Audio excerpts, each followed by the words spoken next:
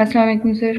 वालेकुम अस्सलाम। सर अगर खुदा ने हक को जानने और सही और गलत में फ़र्क करने की सलाहियत पैदा कर दी है, तो फिर हमें मज़हब की ज़रूरत क्यों है? क्योंकि हर मज़हब का दावा है कि सिर्फ़ यही सही मज़हब है, तो हम मज़ाहिब के दरमियान उलझने के बजाय सिर्फ़ फितरत पर क्यों भरोसा करें? फितरत ही असल चीज़ है, लेकिन उसमें जो इल्म बदियत किया गया है वो ऐसे है जैसे आप किसी दरख्त का बीज बोते हैं। तो बीज के साथ ज़िंदगी नहीं गुजारी जा सकती। उस बीज को फूटना है, उससे कौंपल निकलनी है, उससे तना गजराना है, उससे एक पर और बार लाने वाला दरख्त वजूद में आएगा। तो जिस वक्त आप फितरत का मुताला करते हैं तो वहाँ तमाम हकायक जैसे बीज में पूरा दरख्त छुपा हुआ है उसी तरह छुपे हुए हैं। वो इजमाल पर मबनी है। उनको आप ज़िंदगी से मुतल्लक करते हैं तो तफसीलात की ज़रूरत पड़ती है। ये तफसीलात पैगंबरों ने बताई और इसमें ख़ास तौर पर उन चीज़ों की वजाहत की है जो मुख्तमिरुल वजूह हो जाती हैं, यानी उनमें एक से ज़्यादा ताबीरें हो सकती हैं। वहाँ उन्होंने अपना फ़ैसला सुनाया है, मुश्तबहात में रहनुमाई फरमाई है और हमें एक वाज़ेह और मुतय्यन शरीयत की सूरत में दीन दे दिया है। ये खिदमत अंबियाए कराम ने अंजाम दी है।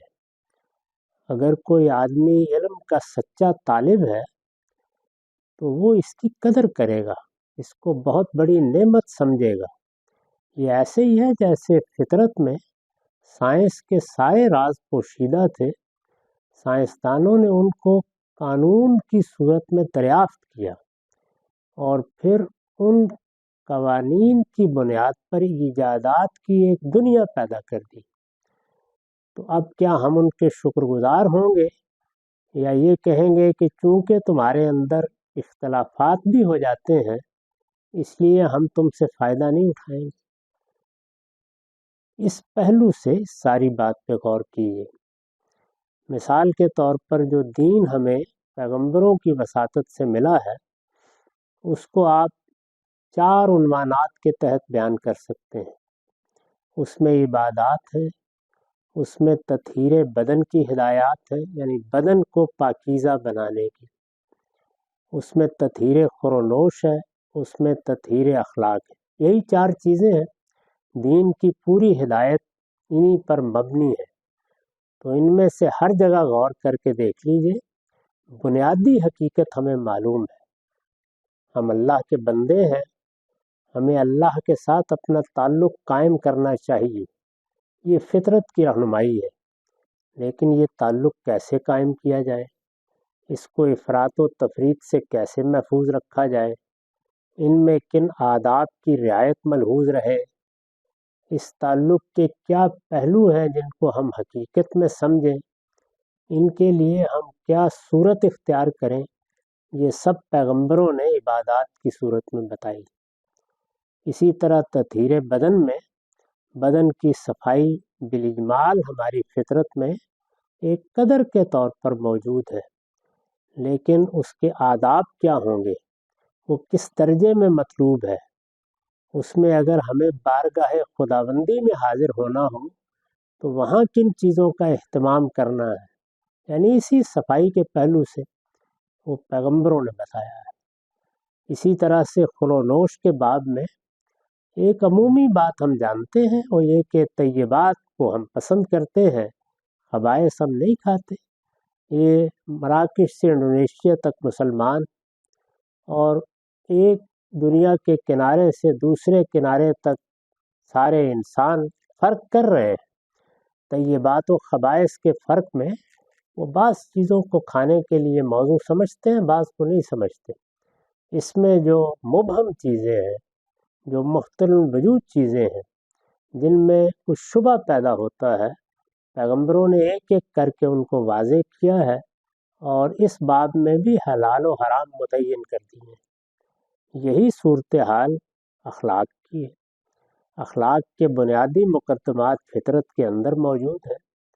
وہ اگر غور کیجئے تو وہی ہیں جو قرآن مجید نے سورہ نحل کی ایک آیت میں 6 نکات کی صورت میں بیان کر دیے ہیں، لیکن ان کی اساس پر کیا ڈسپلن وجود میں آئے گا، یعنی انسان کو کیسے اپنے آپ کو قواعد کا پابند بنانا چاہیے، اس کی تفصیلات پھر پیغمبروں نے بتائیں۔ تو اس لحاظ سے یہ بہت بڑی نعمت ہے جو پیغمبروں کی وساطت سے ملی ہے۔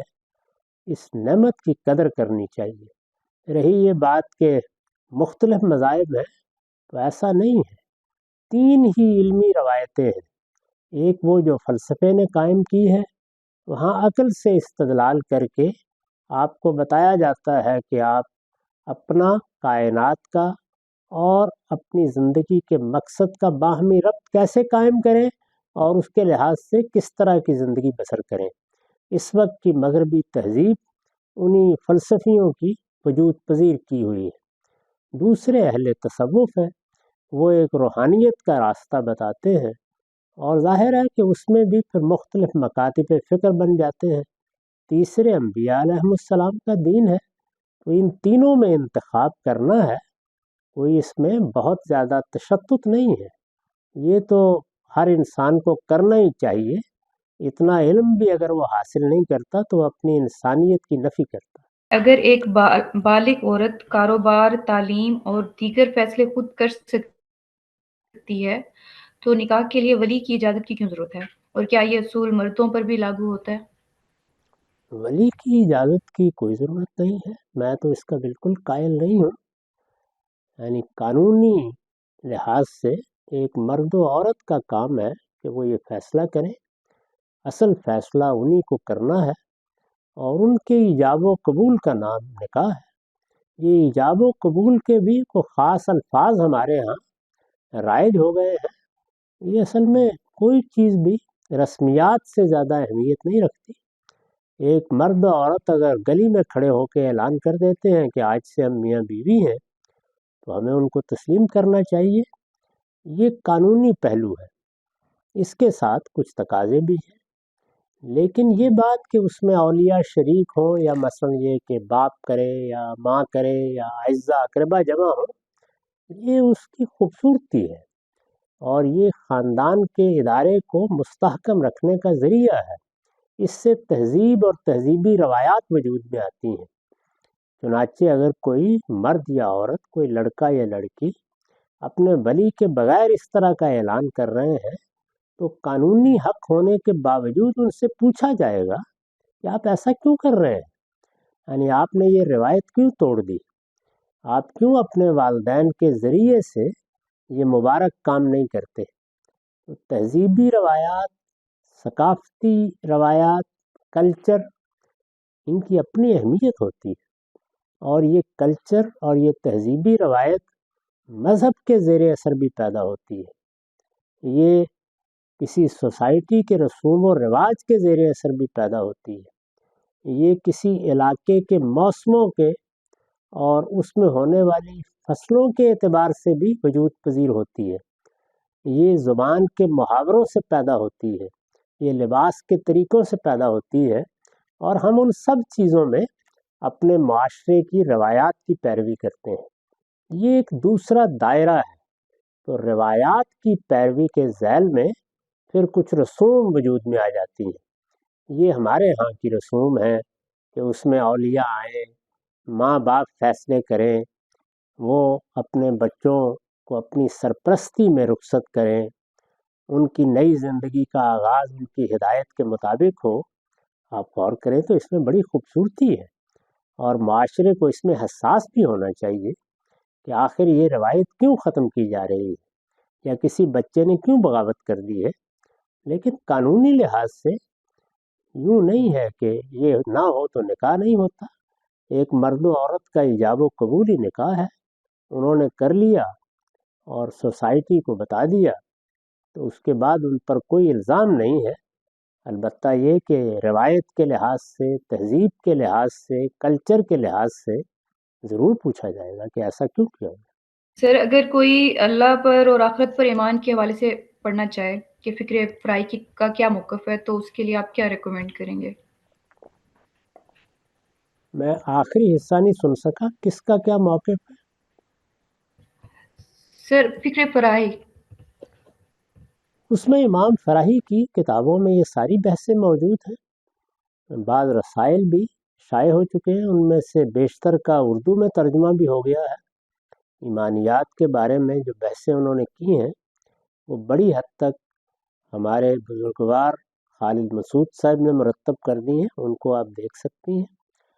پھر تدبر قرآن میں اور استاد امام کی کتابوں میں ان کی آراء بھی زیر بحث آئی ہیں، ان کی توضیحات بھی ہوئی ہیں، اور انہوں نے اپنے طور پر بھی شرح و وضاحت کی ہے۔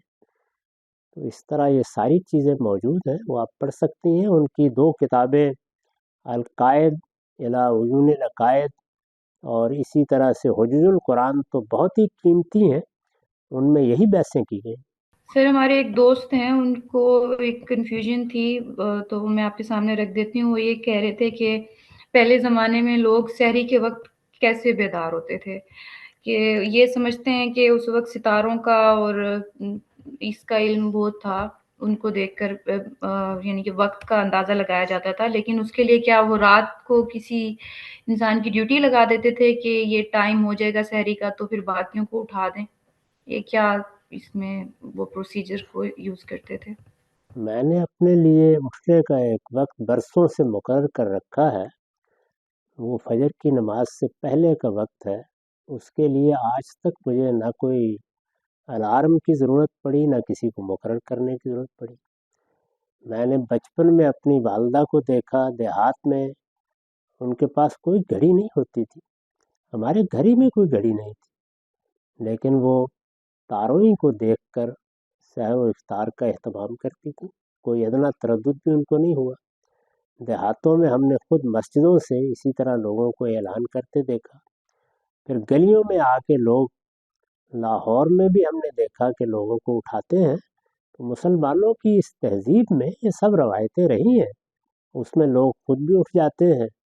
ان کی اپنی زندگی میں بھی ایک خاص طرح کا نظم ہو تو انہیں کوئی دقت پیش نہیں آتی۔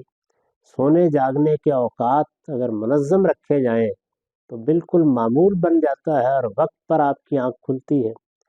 سوتے وقت اگر آپ اللہ تعالیٰ کی خدمت میں درخواست کریں تو وہ اپنے فرشتوں کے ذریعے سے بھی اٹھا دیتے ہیں۔ لیکن اگر کچھ لوگ غفلت شعار ہوں تو وہ آج کے زمانے میں الارم بھی لگا سکتے ہیں۔ پرانے زمانے میں دوسرے بزرگ اٹھا دیتے تھے، بلکہ گلیوں میں بھی آپ نے دیکھا ہوگا، ہمارے ہاں روایت رہی ہے کہ روزے کے لیے اٹھانے والے لوگ گلیوں میں گاتے ہوئے گزرتے تھے۔ میں نے خود اپنے بچپن میں دیکھا ہے۔ تو اس میں آپ کے دوست کو کیوں اشکال پیدا ہو گیا؟ جس طرح کے حالات ہوتے ہیں ان میں لوگ اپنے لیے اہتمام بھی کر لیتے ہیں اور سامان بھی پیدا کر لیتے ہیں۔ غامدی صاحب، البیان کی تکمیل کے بعد سے آپ حدیث پروجیکٹ پر کام کر رہے ہیں اور وہ اشراق میں چھپ بھی رہا ہے باقاعدگی کے ساتھ۔ اس حوالے سے کچھ سوالات ہیں جو میں آپ کے سامنے رکھنا چاہ رہا ہوں۔ پہلا سوال یہ ہے کہ اس ذخیرہ حدیث پر ایک دفعہ پھر سے تحقیق کرنے کی ضرورت کیوں محسوس ہوئی؟ کیا آپ کو محدثین کرام کے اصولوں سے کوئی اختلاف تھا یا اس کی کوئی اور وجہ تھی؟ یہ بات تو میں نے اپنی کتاب میزان میں لکھ دی ہے کہ محدثین کے اصولوں سے مجھے کوئی اختلاف نہیں ہے، وہ اصول بالکل درست ہیں، صحیح طریقے سے مرتب کیے گئے ہیں۔ ان کی اطلاق میں اختلاف ہو جاتا ہے، یہ اختلاف خود محدثین کے مابین بھی ہوتا ہے۔ وہی اصول ہیں، ان کا اطلاق امام بخاری کرتے ہیں، وہی اصول ہیں، ان کا اطلاق تھوڑے سے فرق کے ساتھ امام مسلم کرتے ہیں، لیکن نتیجے میں فرق واقع ہو جاتا ہے۔ یہ چونکہ تاریخ کا ذخیرہ ہے، اس وجہ سے یہاں یہ کام جاری رہنا چاہیے۔ تو ایسا نہیں ہے کہ کوئی کمی رہ گئی تھی اس کو ہم پورا کر رہے ہیں۔ اصل میں اس طرح کے کام میں ہمیشہ ہی کمی ہوتی ہے اور اس کو وقتاً فوقتاً اہل علم پورا کرتے رہتے ہیں۔ یہی دیکھ لیجئے کہ حدیث کے کتنے مجموعے ہیں جو نئے سے نئے مرتب ہوتے رہتے ہیں۔ خود ہمارے اپنے زمانے میں ابھی حال میں عبداللہ اعظمی صاحب نے الجامع الکامل ترتیب دی ہے، اس طرح کے بعض اور مجموعے بھی ہیں۔ تو ہر محقق اپنے طریقے سے ان اصولوں کا اطلاق کرتا ہے۔ اس میں ظاہر ہے کہ کبھی سند میں کوئی اختلاف ہو جاتا ہے، کبھی درایت کے پہلو سے اختلاف ہو جاتا ہے۔ ہمارے اس کام میں اصل اہمیت اس کی نہیں ہے، اصل اہمیت اس کی ہے کہ حدیث کو سمجھا اور سمجھایا جائے۔ اس کے اصول میں نے بیان کیے ہیں۔ ہماری اگر کوئی انفرادیت ہے تو وہاں ہے، وہ آپ مبادی تتبر حدیث کے زیر عنوان اصول و مبادی کا باب دیکھیے۔ اس میں پہلے یہ بیان کیا گیا ہے کہ سند کو پرکھنے کے جو اصول محدثین نے بیان کیے ہیں وہ بالکل درست ہیں۔ اس کے بعد یہ بیان کیا گیا ہے کہ روایت کے درایتاً رد قبول کے اصول بھی درست ہیں، ان کو صرف میں نے نئی پیشکش دی ہے، اور وہ 5-6 چیزیں جو بیان کی جاتی تھیں انہیں 2 نکات میں سمو دیا ہے۔ اس کے بعد ایک باب لکھا ہے فہم حدیث کے اصول۔ تو ہمارے ہاں اصل انفرادیت وہ ہے، چنانچہ اس کے نتائج آپ اس کام میں بھی دیکھتے ہیں، اور جب یہ اپنی پوری صورت میں سامنے آئے گا تو اس کی قدر و قیمت اس سے واضح ہو جائے گی۔ جی حمزہ صاحب، کیا آپ اس پروجیکٹ میں پورے ذخیرہ حدیث کے اوپر کام کرنے کا ارادہ رکھتے ہیں؟ ارادہ تو یہی ہے، اللہ تعالیٰ سے دعا بھی ہے، لیکن یہ کہ جتنی مہلت عمر ملے گی اس کو میں نے تقسیم کر دیا ہوا ہے، علم النبی، فقہ النبی اور سیرت النبی۔ تو اس وقت علم النبی کی ایک مجلد تیار ہے، اندازہ ہے کہ اتنی ہی ایک اور مجلد کا کام باقی ہے۔ فقہ النبی اور سیرت النبی پر کام کی ابتدا کرتی ہے۔ دیکھیے، میرے پیش نظر یہ ہے کہ اگر علم النبی بھی پایہ تکمیل کو پہنچ جائے تو حدیث کی مشکلات 90% حل ہو جائیں گی انشاءاللہ۔ حامدی صاحب، ایک طرف مذہب کی مجموعی تعبیر کے بارے میں آپ کے موقف سے یہ تاثر ملتا ہے کہ آپ کے ہاں انسانی زندگی میں مذہب کا ایک متعین دائرہ ہے، اور اس ضمن میں آپ فقہی روایت پر نقد کرتے ہیں کہ اس نے قانون کے دائرے میں توسیع کی ہے، جبکہ دوسری طرف آپ کی تصانیف میں اسلام کا قانونی معیشت، معاشرت اور حتیٰ کہ قانونی سیاست جیسی تصورات پائے جاتے ہیں۔ اشکال اس میں یہ ہے کہ مثال کے طور پر قانونی سیاست میں نظمی حکومت کا اساسی اصول آپ نے متعین کر دیا، تو یہ محض ایک اصول نہیں ہے، بلکہ استقراء اور استخراج کے ذریعے اس سے ایک متبادل نظام وجود میں آتا ہے۔ یہی معاملہ قانونی معیشت اور معاشرت کا بھی ہے، یعنی آپ جو بھی حکم متعین کر لیتے ہیں تو حقیقت میں وہ محض ایک حکم نہیں ہوتا، بلکہ اس کے تہ میں اصول و قواعد کی پوری فہرست ہوتی ہے۔ نتیجے کے لحاظ سے فقہ حنفی اور فقہ شافعی کی طرح آپ کی فکر میں بھی ایک مستقل اور الگ فقہی نظام بالقوہ موجود ہے۔ تو یہ تاثر درست ہے کہ میں نے جو بات کہی تھی اس کو ہمیشہ ہی غلط سمجھا اور غلط بیان کیا گیا۔ وہ یہ نہیں تھی کہ ہمیں فقہ و اجتہاد کی ضرورت نہیں ہے۔ میں نے یہ عرض کیا تھا کہ فقہ و اجتہاد کی چیزوں کو اصل دین سے الگ رکھا جائے، یعنی جب دین بیان کیا جائے تو اللہ نے کیا دین دیا ہے، اللہ کے پیغمبر نے کیا دین دیا ہے، اپنی گفتگو کو اس تک محدود رکھا جائے، اس کے ساتھ اجتہادی معاملات کو زیر بحث نہ لایا جائے۔ زیادہ سے زیادہ جو چیز اس میں بیان کی جا سکتی ہے وہ رسالت مآب صلی اللہ علیہ وسلم کی فقہ ہے۔ چنانچہ دیکھ لیجئے کہ میزان میں نے بالکل یہی طریقہ اختیار کیا، یعنی وہاں پہلے میں یہ بیان کرتا ہوں کہ اس حکم کی یا اس ہدایت کی اصل کیا ہے۔ وہ قرآن بھی ہوتی ہے، وہ سنت بھی ہوتی ہے، تو قرآن اور سنت سے میں اس کو بیان کر دیتا ہوں۔ اس کو بیان کرنے کے بعد پھر وہ حصہ شروع ہوتا ہے، اور ہر باب میں شروع ہوتا ہے کہ رسالت مآب صلی اللہ علیہ وسلم نے اس میں کیا فرمایا ہے، آپ کے ارشادات کیا ہیں، وہ قانونی معاملات میں فقہ النبی ہے، ان کو میں بیان کرتا ہوں نیچے۔ تو اس لحاظ سے فقہ کا وہ حصہ جو رسالت مآب صلی اللہ علیہ وسلم کی ذات والا صفات سے صادر ہوا ہے وہ تو وہاں بیان ہو گیا ہے۔ اس کے بعد ہے انسانی کام، یعنی انسانی کام کس پہلو سے ہوتا ہے؟ دو پہلوؤں سے ہوتا ہے۔ ایک یہ کہ آپ اللہ کی کتاب کو، سنت کو، رسالت مآب کے ارشادات کو سمجھتے ہیں، آپ کا فہم ہے۔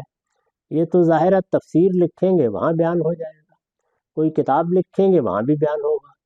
چنانچہ میزان میں مجھے اپنا فہم بھی بیان کرنا تھا، میں وہاں جب قرآن اور سنت سے احکام کی فہرست بیان کر دیتا ہوں یا ماخذ کی آیات نقل کر دیتا ہوں تو پھر ان کی وضاحت کرتا ہوں۔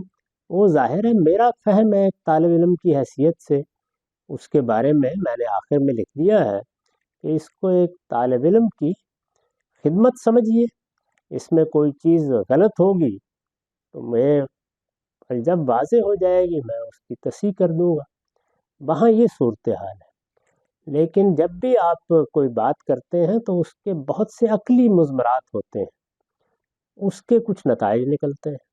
جیسے آپ نے مثال دی ہے کہ اگر اللہ تعالیٰ ہمیں فرمائیں گے کہ امرہم شورا بینہم کا طریقہ اختیار کرو، یہ تو دین کا بیان ہو گیا، لیکن اس طریقے کو اختیار کرنے کے لیے ہمیں کوئی نظم بنانا پڑے گا، ایک پورا پروسیجر اختیار کرنا پڑے گا۔ وہ نظم، وہ پروسیجر انسانی ایجاد ہوگی، اس کو دین سے الگ رکھنا چاہیے۔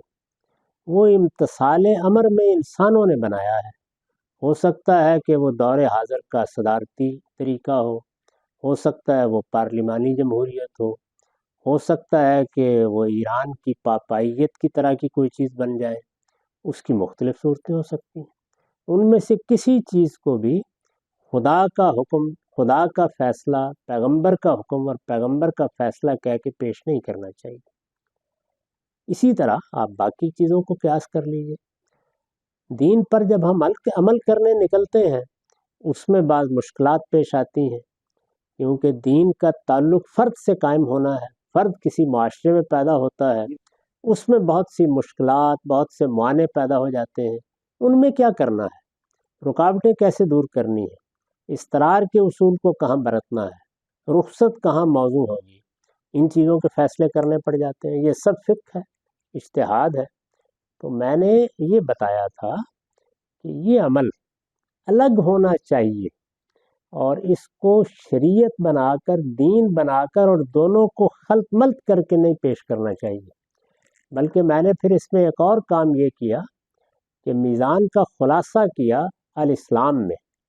مجھے اصرار ہے کہ اس میں پورا دین میں نے بیان کیا، کوئی چیز نہیں چھوڑی، لیکن اس کو پھر روایات سے بھی الگ کر دیا، یعنی اس میں صرف قرآن ہے، صرف سنت ہے، وہ بھی یہ دکھانے کے لیے کہ دین پورا کا پورا قرآن و سنت میں بیان ہو گیا ہے، اور میزان میں جو اخبار احاد لی گئی ہیں وہ بھی اس میں نہ کوئی اضافہ کرتی ہیں نہ کوئی کمی کرتی ہیں، وہ تفہیم و تبیین ہے یا اسوہ حسنہ کا بیان ہے۔ تو یہ پریزنٹیشن کا مسئلہ ہے۔ بنیادی طور پر اس کا انکار نہیں ہے کہ فقہ کی ضرورت ختم ہو گئی ہے، وہ ضرورت رہے گی، ہمیشہ رہے گی، لیکن اس میں نے بہت سی چیزیں ہیں جن کی طرف توجہ دلائی ہے، اس کو الگ رکھا جائے، فقہ کے لفظ کا شریعت پر اطلاق نہ کیا جائے، اجتہاد کا دائرہ وہاں سے شروع ہو جہاں قرآن و سنت خاموش ہیں، اس دائرے میں جو چیزیں کہی جائیں ان کو بالکل الگ کر کے پیش کیا جائے، اس پر فقہ و اجتہادی کا عنوان قائم کیا جائے، تفہیم و تبیین کو بھی سنت کے لفظ سے تعبیر نہ کیا جائے، اسوہ حسنہ کی بھی ایک الگ اصطلاح اختیار کی جائے۔ تو یہ میرا کنٹریبیوشن ہے یا اس معاملے میں میرا زاویہ نظر ہے۔ وہ بات نہیں ہے کہ جو عامیانہ طریقے سے لوگ بیان کرتے ہیں کہ میں نے یہ کہا تھا کہ فقہ کو اٹھا کے بحیرہ عرب میں پھینک دیا جائے۔ میں نے یہ عرض کیا تھا کہ فقہ کا ایک انبار بن جاتا ہے، اس کو شریعت سے الگ رکھا۔ عامر صاحب ہمارے ایک یوکے میں دوست ہیں، وہ فائنینشیل انڈسٹری سے تعلق رکھتے ہیں، انہوں نے آپ کے جو مورگیج پہ پوائنٹ آف ویو ہے کہ مورگیج لینا ٹھیک ہے کیونکہ اس میں ایک یوزیبل چیز ہے اور اس کے اوپر اصل میں آپ کو جو ہے وہ قرضہ دیا گیا ہے، وہ اس کے اوپر انہوں نے یہ اعتراض اٹھایا کہ جس طرح آپ اس کو سمجھ رہے ہیں کہ وہ چیز کے اوپر ہے، فائنینشیل انڈسٹری یا بینکس جو ہیں وہ اصل میں چیز کے اوپر قرضہ نہیں دے رہے بلکہ وہ پیسہ ہی آپ کو دے رہے ہیں اور آپ سے پیسہ ہی واپس مانگ رہے ہیں۔ اور اس میں انہوں نے ساتھ میں ثبوت کے طور پہ ایک ریسنٹ کیس جو ہے وہ فائنینشیل ombudsman کا دیا، جہاں پر بینک نے کسی کو گھر دیا تھا، وہ پیسہ وہ پے آف نہیں کر سکے تو ریپوزیس کر لیا، اس کو بیچ دیا، پھر بھی کچھ پیسہ جو ہے وہ جو اس کا قرض تھا اس میں سے رہ گیا تھا، وہ مکمل طور پہ پے آف نہیں ہو پایا اس سے۔ تو بینک نے ابھی بھی اس شخص کے اوپر اپنا کلیم رکھا کہ جی اتنے پیسے تم نے واپس دینے ہیں، تو وہ فائنینشیل ombudsman کے پاس چلا گیا آربیٹریشن کے لیے۔ انہوں نے بھی یہی کہا کہ جی لیگلی یہ کلیم آپ کے اوپر ٹھیک ہے، یعنی کہ جو پیسہ انہوں نے دیا تھا اصل میں آپ نے وہ پیسہ ہی واپس کرنا ہے، یہ باوجود کہ وہ چیز جا چکی بیچ میں سے۔ اگر میں اپنا مکان آپ کو بیچوں اور آپ سے یہ کہوں کہ آپ بالاقساط اس کی قیمت مجھے ادا کریں گے اور 5-6 سال کے بعد آپ اس مکان کو کہیں کہ اب بیچ لیں، میں نہیں دے سکتا، تو کیا میرا جو قیمت میں نے طے کی تھی اس کا مطالبہ ناجائز ہو جائے؟ یعنی میں بھی پیسہ ہی مانگوں گا آپ سے، اس لیے کہ میں نے مکان بیچا ہے، آپ نے مجھے اس کی قیمت دینی تھی۔ یہ کس طرح کی باتیں ہیں؟ کیسے کی جاتی ہیں؟ میں نے حال میں جب میں لاہور گیا تھا تو اس موضوع پر تفصیلی گفتگو کر کے بتایا ہے کہ اس میں مسئلہ کیا ہوا ہے، بینکاری کا ادارہ کہاں سے پیدا ہوا، وہ پیدا سود سے ہوا ہے، اور قرض کے طریقے پر روپیہ کمانے ہی کی اسکیم تھا، اس کی تاریخ یہی ہے۔ اس میں بتدریج کچھ تبدیلیاں آئی ہیں جس کے نتیجے میں اب وہ صرف قرض نہیں دیتا، وہ بیع و شراء بھی کرتا ہے۔ یہ اس نے مکان خرید کے بیچا ہے، گاڑی خرید کے بیچی ہے، آپ کی جگہ قیمت اس نے ادا کی ہے اور آپ سے قیمت بالاقساط لے رہا ہے۔ اسی طریقے سے وہ اب پروجیکٹ فائنانسنگ کرتا ہے۔ یہ وہی مقارضت، مزاربت اور شراکت کی نوعیت کی چیزیں ہیں، لیکن وہ اپنی پرانی تاریخ کے لحاظ سے اس کو منی لینڈنگ یا لونز ہی کہتا ہے۔ یہ ان کے ہاں تبدیلی آنی چاہیے، میں نے بتایا ہے۔ چنانچہ یہ معاملات اگر اس زاویے سے دیکھیے تو مشتبہ معاملات بن کر رہ گئے ہیں، لیکن ان میں سے جو چیزیں حقیقت کے لحاظ سے بالکل واضح ہیں وہ 2 چیزیں ہیں۔ ایک مارٹگیج کے معاملات ہیں، ان کی حقیقت بالکل واضح ہے، وہاں بیع و شراء ہو رہی ہے، خرید و فروخت ہوئی ہے۔ تو خرید و فروخت میں اگر میں آج بازار سے ایک دکاندار سے ایک موٹر سائیکل خرید کے لاؤں اور قسطوں پر اس کی قیمت ادا کر رہا ہوں اور خدا نخواستہ اس کو کوئی حادثہ پیش آ جائے تو وہ کیا اس کی رقم معاف کر دے گا مجھے؟ یعنی انسان کو غور کرنا چاہیے کہ کیا بات ہے جو کہی جا رہی ہے۔ اس نے عنایت فرمائی تھی، آپ کو مکان خرید کے دیا تھا کہ وہ آپ سے اس کی قیمت کا مطالبہ نہ کرے، قیمت طے ہوئی تھی اور طے یہ ہوا تھا کہ آپ نے یہ قیمت بالاقساط ادا کرنی۔ جی میرے خیال میں ان کا کہنا صرف یہی ہے کہ جیسے آپ نے کہا نا کہ وہ گھر خریدا، یعنی وہ یہ کہنا چاہ رہے ہیں کہ اصل میں بینک نے گھر نہیں خریدا، گھر کی ایک قیمت تھی، ٹھیک ہے نا، بینک نے آپ کو پیسہ دیا اور آپ نے خرید لیا، اور آپ ابھی بینک کے جو ہے نا وہ ڈیٹ میں ہیں کہ یہ پیسہ آپ نے آہستہ آہستہ واپس کرا ہے، یعنی پیسے ہی پہ ہی آپ سے اصل میں اگریمنٹ ہوا ہے۔ وہ جو چیز ہے نا وہ چیز تو ایک طریقے سیکنڈری ہے اس کے اندر، جی ہاں، میں بیسیکلی۔ جب آپ کو قرض دیا کرتا تھا تو ساتھ یہ شرط بھی لگایا کرتا تھا کہ اس سے گھر ہی خریدنا جا کے۔ جی وہ تو اس میں کانٹریکٹ کے اندر ہے کہ آپ اس سے گاڑی وہ گھر ہی خرید سکتے ہیں، کوئی پھر دوسری یہ چیز نہیں قرض خرید سکتے، کیسے ہوا؟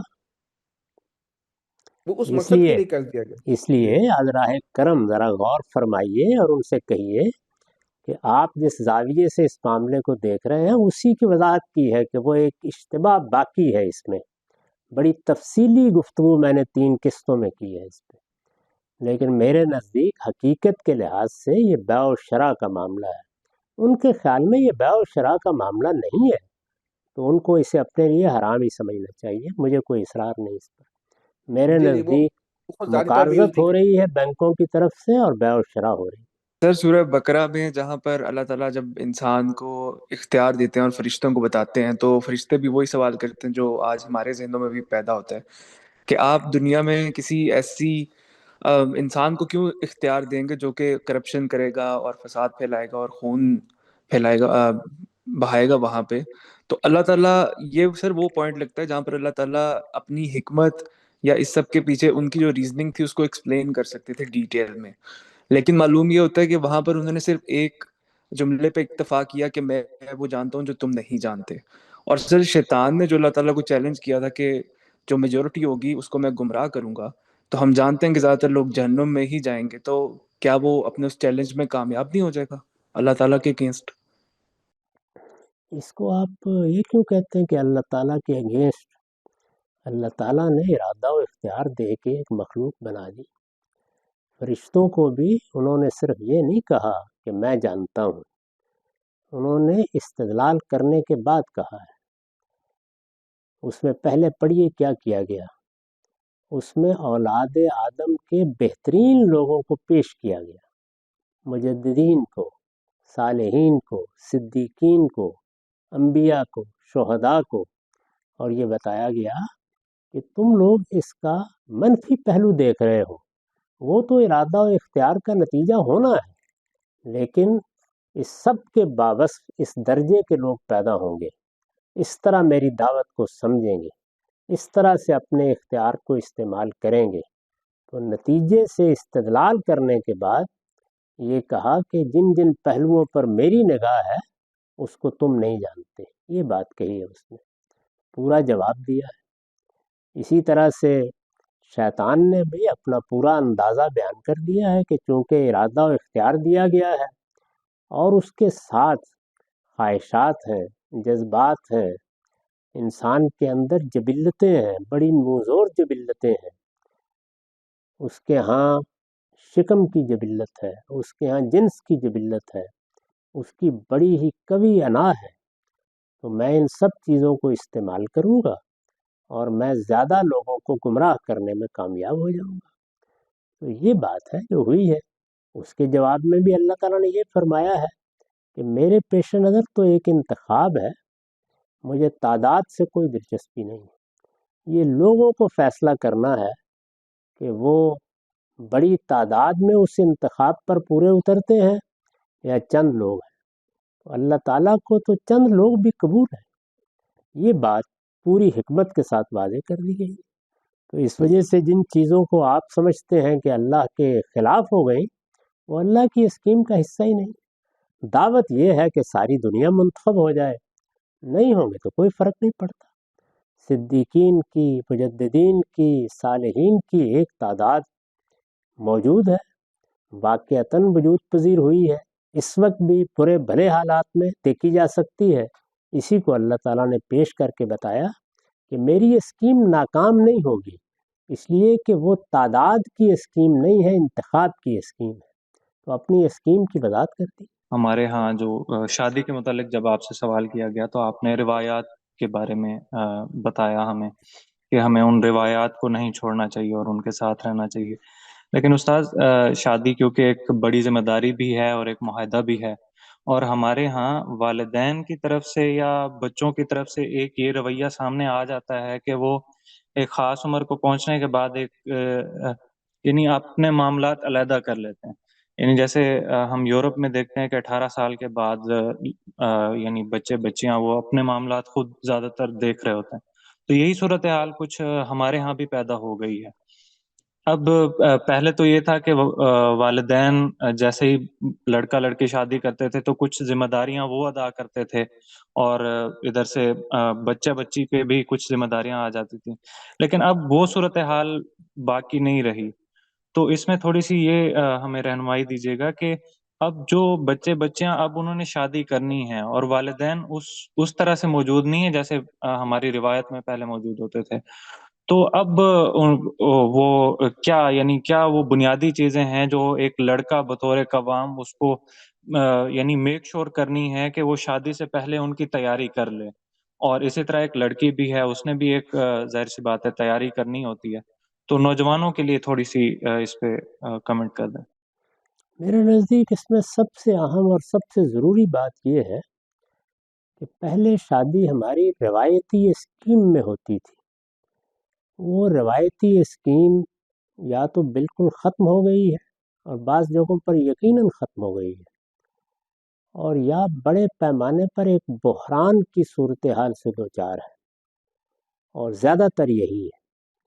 اس کا لحاظ کرتے ہوئے اب لڑکے اور لڑکی دونوں کو، یا اگر خاندانوں میں معاملہ ہو رہا ہے تو ان کو بھی بیٹھ کر ایک ایک چیز کو طے کرنا چاہیے.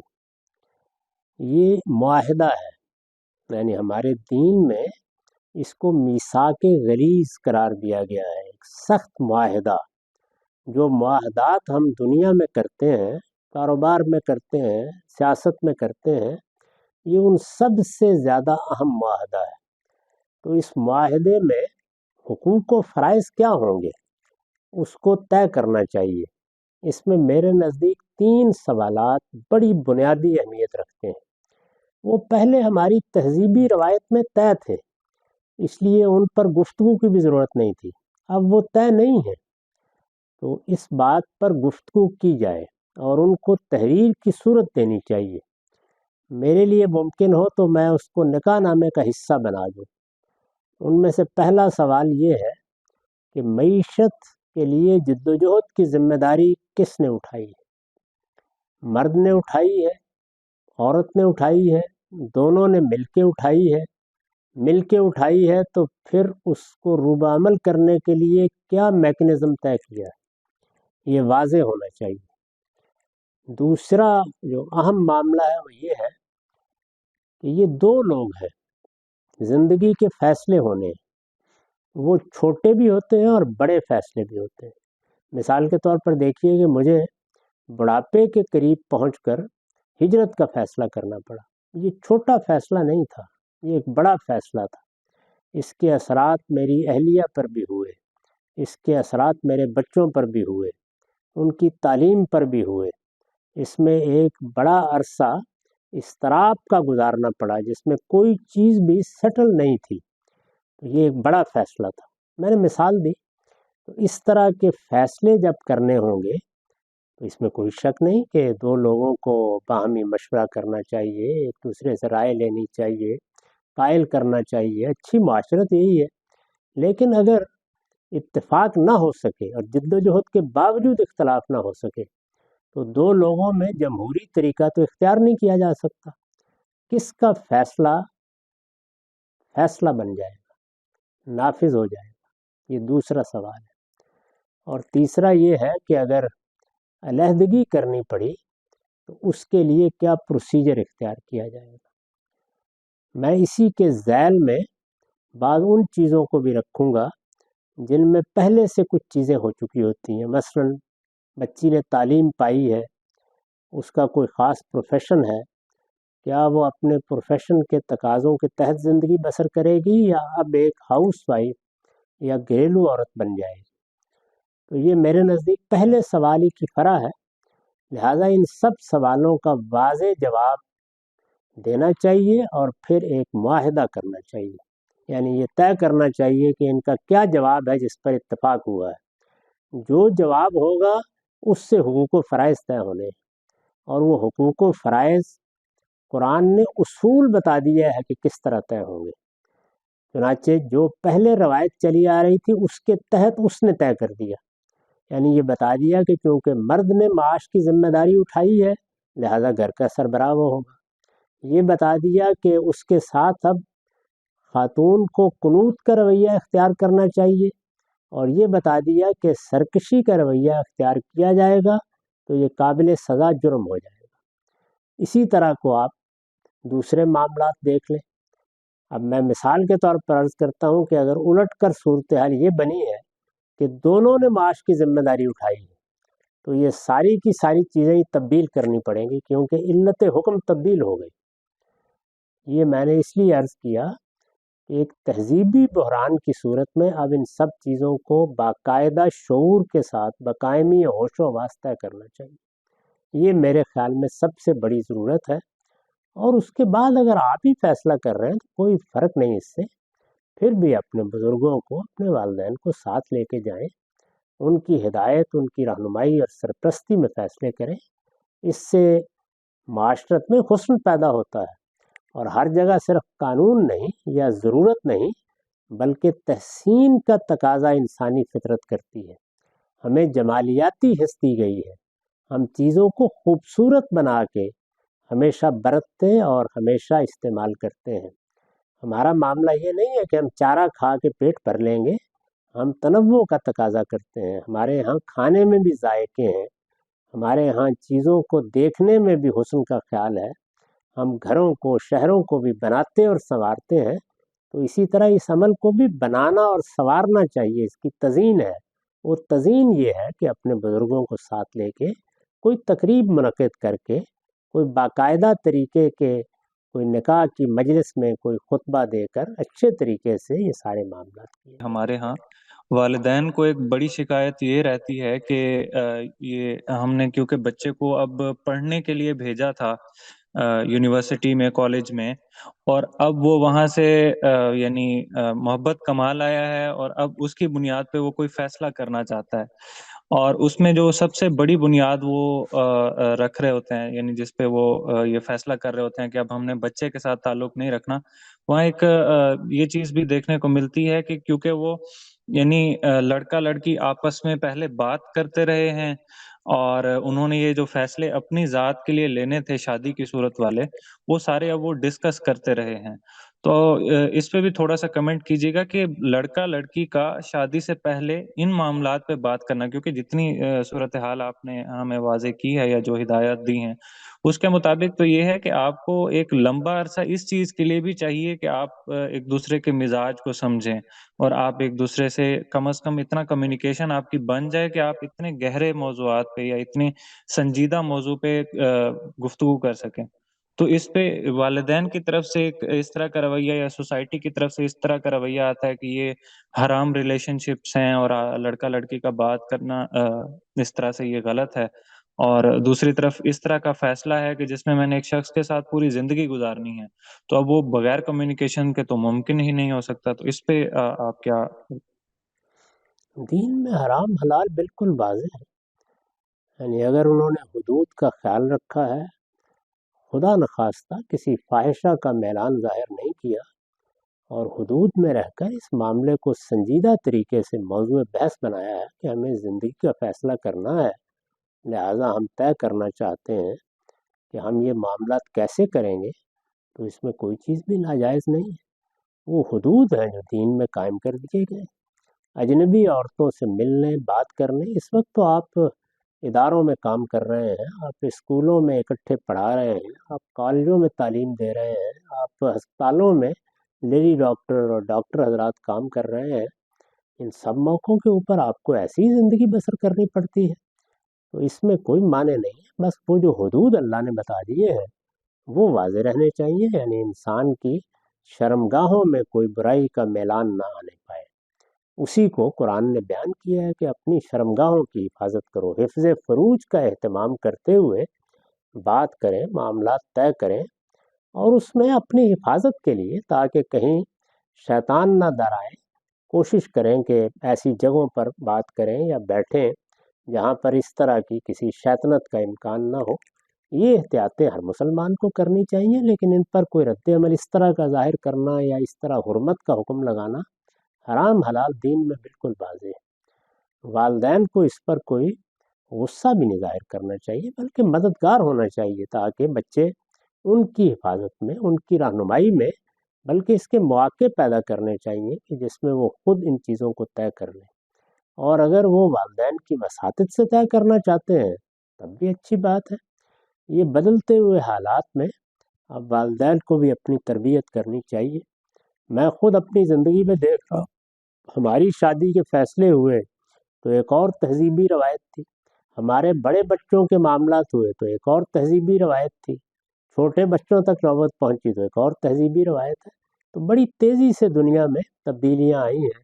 یہ تبدیلیاں جس تیزی سے اس دور میں آ رہی ہیں، یعنی آپ کہہ سکتے ہیں کہ ایک صدی میں جو کچھ بدل گیا ہے، بلکہ یہ میرے سامنے پچھلے 30-40 سال میں جو کچھ تبدیل ہوا ہے وہ پہلے کہیں صدیوں میں تبدیل ہوتا تھا۔ اس طرح کی تیزی کی انسانی فطرت عادی نہیں ہے، اس لیے یہ مسائل پیدا ہوتے ہیں۔ حوصلے کے ساتھ اس میں صحیح باتوں کی وضاحت کرنی چاہیے۔ اللہ تعالیٰ نے ملنے ملانے کے جو آداب بتائے ہیں سورہ نور میں، وہ بہت کافی ہیں۔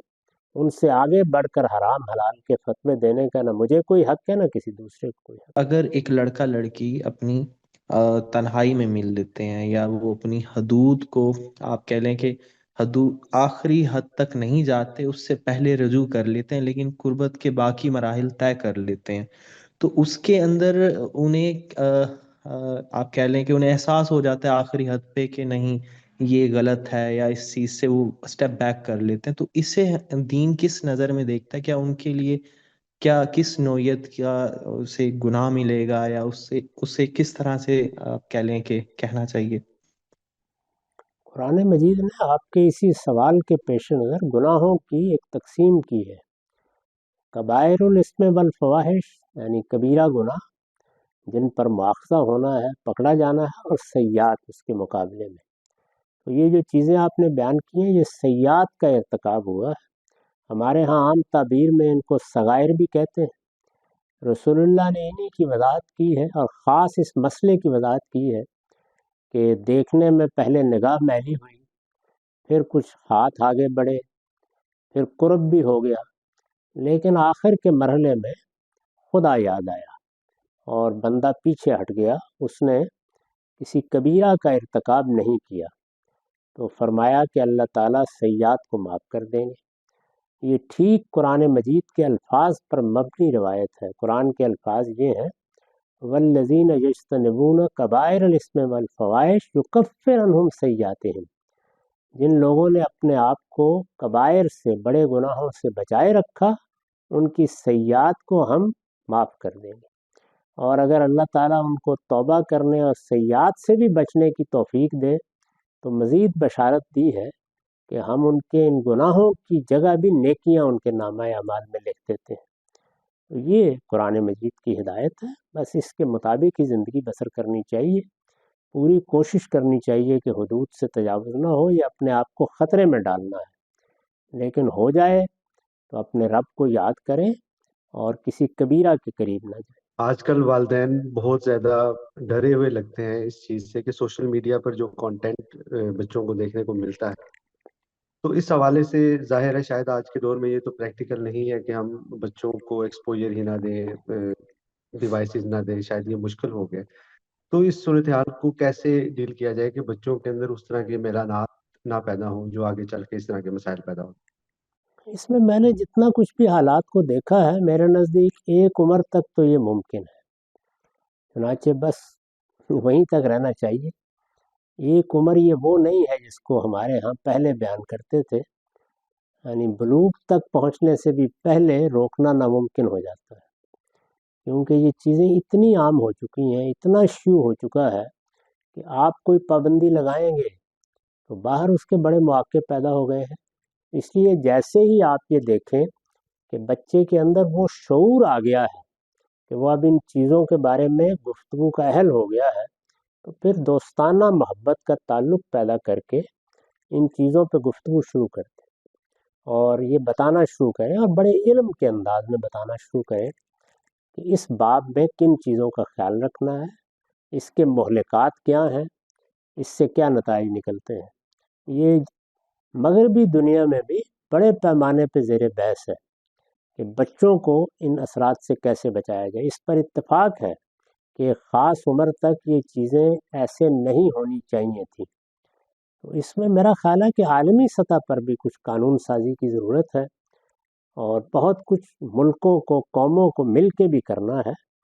یہ بھی اسی طرح کا خطرہ ہے جیسے گلوبل وارمنگ ایک خطرہ ہے۔ تاہم جو کام دنیا نے کرنے ہیں وہ جب تک نہیں ہوتے تو پھر ہمیں یہی طریقہ اختیار کرنا چاہیے کہ جیسے ہی بچے شعور کی عمر کو پہنچیں تو خواہ براہ راست، خواہ ان کے اچھے سمجھدار دوستوں کی وساطت سے، خواہ بھائیوں کی وساطت سے، ان کے ساتھ ایسا ربط پیدا کر لینا چاہیے جس میں ان کی رہنمائی ہو جائے اور وہ اس کے شر سے بچ سکے۔ جی بہت شکریہ غامدی صاحب، تمام سوالات ہو چکے ہیں۔ اب ہم سیشن کو ختم کریں گے.